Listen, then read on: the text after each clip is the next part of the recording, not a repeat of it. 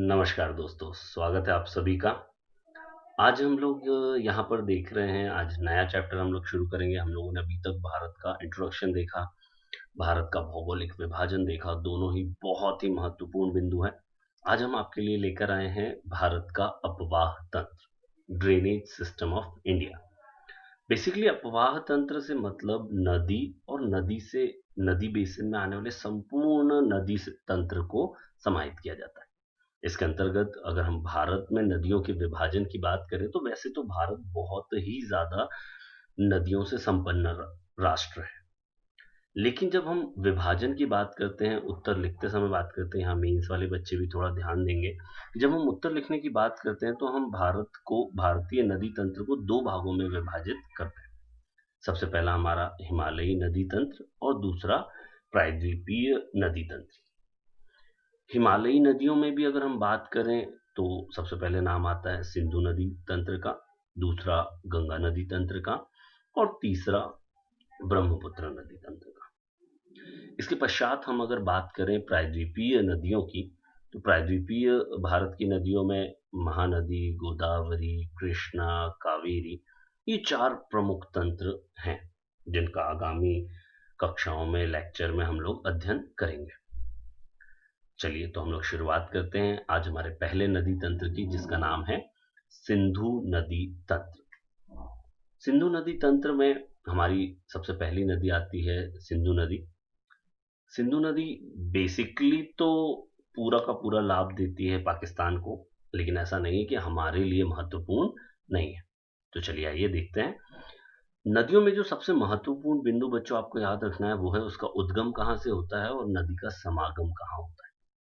तो सिंधु नदी का उद्गम मानसरोवर झील, तिब्बत या चीन से होता है। दूसरी अगर हम बात करें ये समागम कहाँ होता है, तो ये चीन, फिर भारत, फिर पाकिस्तान होते हुए आखिरकार अरब सागर में जाकर गिरती है। जैसे आप मैप पर भी देख सकते हैं, ये देखिए, ये है आपकी मानसरोवर झील तिब्बत में। ये पूरा हिस्सा, ये जो आप हिस्सा देख रहे हैं, ये पूरा चाइना का है। इतना सा हिस्सा भारत का है और ये जो हिस्सा पूरा बचा खुचा है ये किसका है? पाकिस्तान का। और यहाँ पे आप ये देख रहे हैं अरेबियन सी। तो अरब सागर में जाकर ये नदी यहाँ पर डेल्टा बनाती है। क्लियर? चलिए हम अगले अन्य पॉइंट्स की चर्चा कर लेते हैं, जिसमें सबसे महत्वपूर्ण होता है सिंधु नदी की लंबाई। यह 2880 किलोमीटर है। अगर हम बात करें भारत में इसकी लंबाई की तो वह है 1114 किलोमीटर।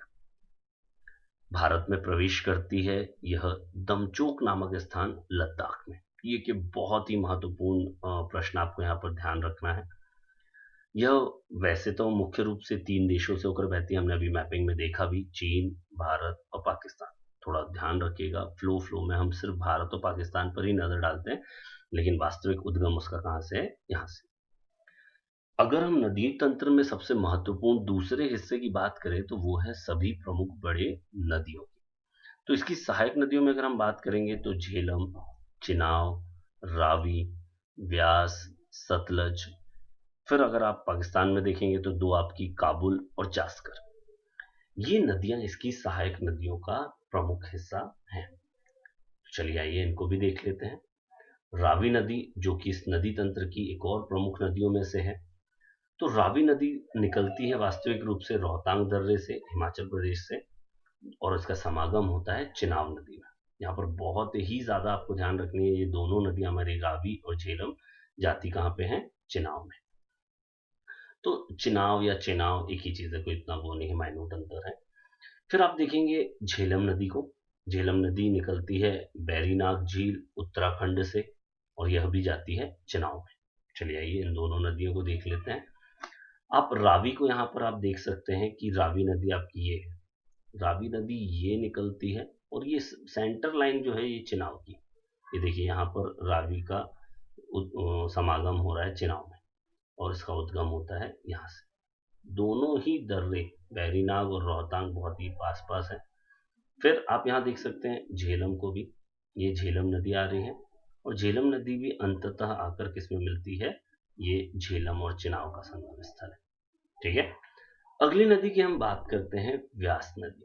व्यास नदी का उद्गम होता है रोहतांग दर्रे से निकलकर, ये भी रोहतांग दर्रे से निकलती है हिमाचल प्रदेश से। लेकिन ध्यान देने वाली बात है, यह चिनाव में न जाकर किसमें मिलती है, सतलज नदी में जाकर मिलती है। तो आइए हम इसे भी मैप पर देख लेते हैं, व्यास को, सॉरी, देखिए व्यास नदी ऊपर न जाकर कहाँ जाती है, व्यास नदी नीचे दक्षिण की ओर सतलज नदी में मिल जाती है। ठीक है, तो चलिए फिर हम अगली नदी की चर्चा करते हैं, चिनाव, जहां पर दो दो नदियों का आकर संगम हो रहा है। तो उद्गम होता है इसका बड़ा लाचा दर्रे से, और यह समागम करती है सतलज नदी में। यहाँ ध्यान दें, वापस बहुत ही इंपॉर्टेंट चीज है, पहले दो नदियां आकर चिनाव में मिल रही है, फिर व्यास जाकर सतलज में मिल रही है, और पुनः चिनाव आकर कहाँ मिल जाएगी, सतलज में। तो आप चिनाव को भी देख सकते हैं, यह है आपका बड़ा लाचा दर्रा। यहाँ से उद्गमित होकर यह झेलम और रावी दोनों के जल को समाहित करते हुए ये सतलज में जाकर यहाँ पर समागमित होती है। ये सारे संगम आपके पाकिस्तान में पड़ रहे हैं। और सतलज नदी, अब अपने सतलज नदी के बारे में भी चर्चा कर लेते हैं। आइए, सतलज नदी के हम अगर उद्गम की बात करें तो यह राकसताल झील, मानसरोवर तिब्बत के पास में राकसताल झील से निकलती है, और इसका समागम होता है सिंधु नदी में। यह सिंधु की सबसे लंबी सहायक नदी भी है, इसलिए भी आपको सतलज को बहुत इंपॉर्टेंट रूप से ध्यान रखना है। ये देखिए, सतलज का ओरिजिन चाइना के पास दिखा रहा है राकसताल जी, वहां से ये होते हुए अपना भारत, और फिर उसके बाद यहाँ पर इसने व्यास को अपने में संगम किया, यहाँ पर उसने अपना चिनाव को संगम किया, और फिर जाकर वो सिंधु नदी में मिलती हुई सीधे अरब सागर की ओर प्रवाहित हुई। तो ये संपूर्ण सिंधु नदी तंत्र आपके समक्ष है, जिसमें सिंधु और सतलज बहुत ही महत्वपूर्ण अपना स्थान रखते हैं।